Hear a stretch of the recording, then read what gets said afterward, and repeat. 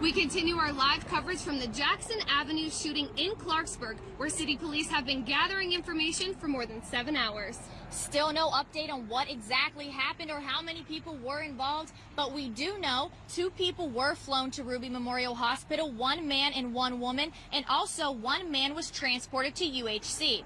Officers say the suspect is currently in the North Central Regional Jail. Jackson and North Park Avenue are closed at this time. There is still no word on when that road will reopen. Stay with 12 News. We will have the latest following a press conference at 10 a.m. Reporting live in Clarksburg, I'm Angelica Trenone. And I'm Marissa Matola. Here at the corner of Willison Street and Broadus Avenue, things have significantly calmed down from hours ago when the Clarksburg Police Department responded to the scene of a shooting involving 2 men. I was getting my bags out of the truck. I heard a pop. My mom called and said, there's been a shooting down Wilson Street. That shooting, police say, was the direct result of a neighbor dispute. They say a 31-year-old man shot another man, also in his 30s, in the chest with a handgun. And I saw him laying on the ground. At the first White House on the corner, I saw 2 police officers yelling at a man to get on the ground. She didn't tell me all the story. She was actually crying and sad. Shelby Bowles, who identified herself as the victim's stepdaughter, says her stepfather's name is Jay Means. We also spoke with neighbors who say they've known him for years. Jay don't really have issues with many people. He pretty much keeps to himself. He's a real nice guy, construction worker, just works hard. Police say the shooter was taken into custody without incident within minutes of the shooting. He was taken to the Clarksburg Police Department and will be charged with wanton endangerment and malicious wounding. While investigators would not release the shooter's motive, they say there's no reason to believe this was an ongoing feud and are confident the shooting was not drug-related. But for neighbors, there are still more questions than answers. Are you surprised there was a shooting in your neighborhood? Not really. No, not at all. Have been drug raids, there's been previous shootings that I've heard about. Nothing surprises me. Now at this time, police have yet to confirm the names of those involved in the shooting, but say the victim was taken to United Hospital Center and is expected to survive. We'll continue to keep you updated on this story. Reporting in Clarksburg, I'm Lauren Talata for 12 News. Well, as many of you have seen over the last few weeks on social media, TV, just about everywhere you look, ALS is also known as Lou Gehrig's disease, and it's gotten a lot of attention with the Ice Bucket Challenge. And I challenged Dr. Miranda and Dr. Oxley for ENT at UHC. And there they are, United Hospital Center. Check it out. Here it comes. The members and doctors there took the challenge today. This was earlier today. 7 members were nominated to take the challenge by Dr. Chris Courtney. Courtney said that the challenge has become very popular nationwide. We know that. And he is challenged, or was challenged, by a good friend. He also says that there's no better way to raise awareness at UHC than to get the people that he works with involved.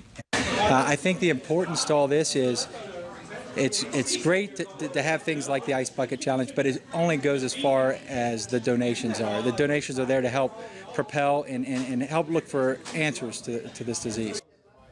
That's right. It's more important to make the donations.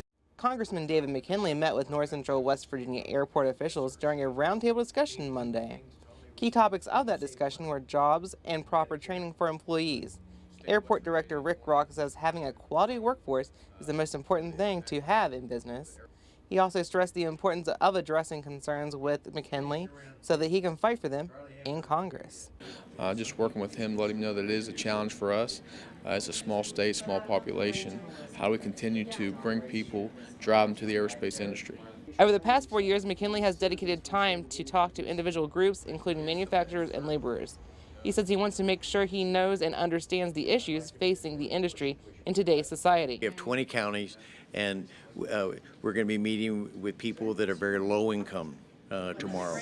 I want to make sure that what we're doing in Washington, how does it affect you as you're a low income worker? That maybe your family income is only $15,000, $16,000. What can we do to help?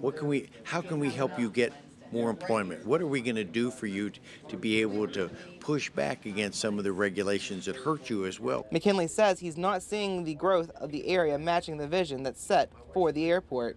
Our leadership in Washington, our leadership in Charleston, they need to understand what are the challenges that we face, and we can all kind of combine our resources and work together to accomplish a common goal. McKinley says he's taking back all the information he learned to Washington to help continue the growth of the airport. Reporting in Harrison County for 12 News, I'm Alan Clayton. Members of the Anmore Fire Department put their boots to good use this afternoon to raise money for the Muscular Dystrophy Association. Firefighters say they have a personal tie to the cause as one of their former firemen suffered from MD. The fire department has been supporting the cause since the early 70s. 100% of the proceeds will go to support local families affected by muscular dystrophy. In the past, the department has raised more than $5,000. In the last few years, I had a friend that died from Lou Gehrig, so then, okay, it got a little more important to me. Back in the 90s and early 2000s, with the telethon going on Channel 12 and for years and that, we would make it a goal every year to beat last year's number. And let's say our highest number was somewhere close to well over $5,000, almost $5,600 one year. Then my dad or Terry Sue would go and take it and be on TV with, with Mike and all of them and that. And, that was just a goal. That was, we'd do it 3 days. And today's effort raised more than $400. Firemen with the department hope to hold many more boot fills for MDA in the future. Welcome back to another edition of Firehouse Fridays. We're in Upshur County visiting the Elmore Volunteer Fire Department. We're going to find out more about the department right now. Our first due runs Upshur County, Barber County, and Randolph. We sit right on the border. We run 33 to Barber County line, and we mutual aid with Colton. The department averages over 100 calls a year, but their average increased dramatically during Superstorm Sandy back in 2012. The biggest thing was a October storm last year, and we got our first call about 7 o'clock that night, and we went out on it, and we got back station about 6 o'clock the following evening. We was out. As fast as you could cut trees and get the road open, there was more falling behind you. Luckily, we didn't have too many emergencies. We had one tree fell on lady's house, and it took us about 2.5 hours to get up holler to get her cut out. We opened our station up as a shelter with the Red Cross. Firefighting, paid or volunteer, can be dangerous. For Pugh, one call came very close to being his last. I was on scene of one call, and the guy that was in with me got a hold of the hose on my air mask and jerked my mask off. And then I couldn't find my way back out, and I thought, this is it.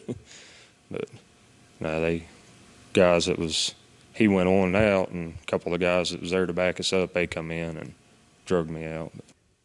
I hope you enjoyed visiting the Elmore Volunteer Fire Department here in Upshur County. We'll see you back again next month with another edition of Firehouse Fridays. Okay, if you want to nominate a department, and again, we've got a few more to go, just go to the Special Reports tab here on WBOY.com, and then you can just kind of mouse down to Firehouse Fridays, and that's where you can submit your department. All right, let's go back over to Dawn.